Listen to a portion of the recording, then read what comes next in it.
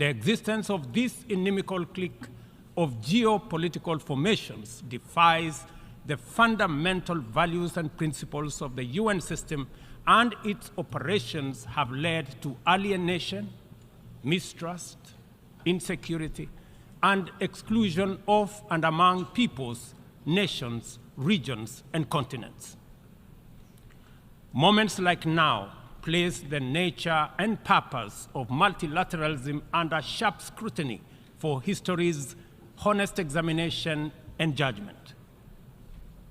If any confirmation was ever needed that the United Nations Security Council is dysfunctional, undemocratic, non-inclusive, unrepresentative, and therefore incapable of delivering meaningful progress in our world as presently constituted, the rampant impunity of its actors on global scene settles that matter.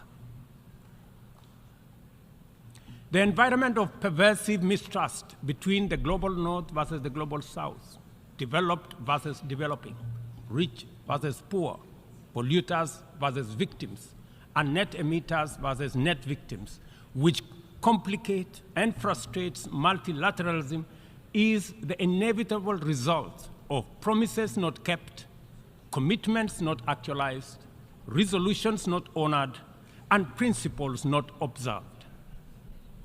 Multilateralism has been failed by abuse of trust, negligence, and impunity.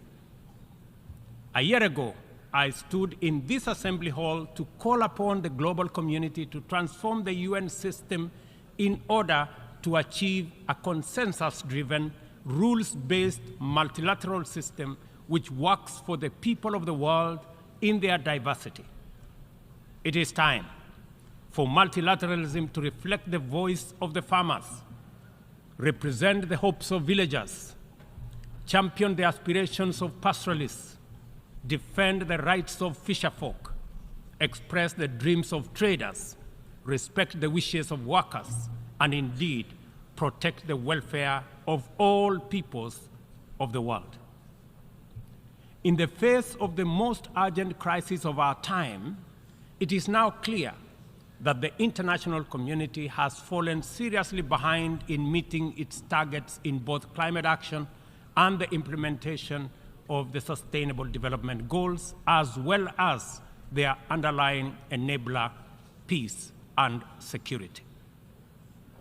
We as Africa have come to the world not to ask for arms, charity, or handouts, but to work with the rest of the global community to give every human being in this world a decent chance of security and prosperity by taking necessary actions, mobilizing adequate resources for investment, confronting security challenges, and resolving conflict as we all make our contribution to global prosperity.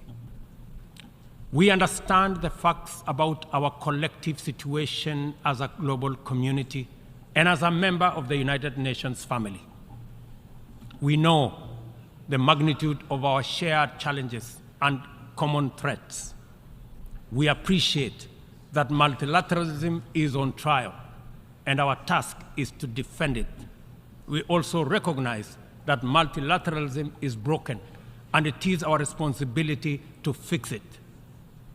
From this moment to 2030, and from our problems to their solutions, we are connected by a coherent agenda of robust collective action. We must therefore muster the courage and will to stand together in solidarity and act, to right past wrongs, solve present problems, and secure our collective future, to protect and empower all people and support our friends in need, to restore broken trust, raise hopes high, and keep faith strong, and finally, to pursue, achieve, and sustain positive change in order to make billions of cherished dreams come true. We must start right away for we have no time to lose.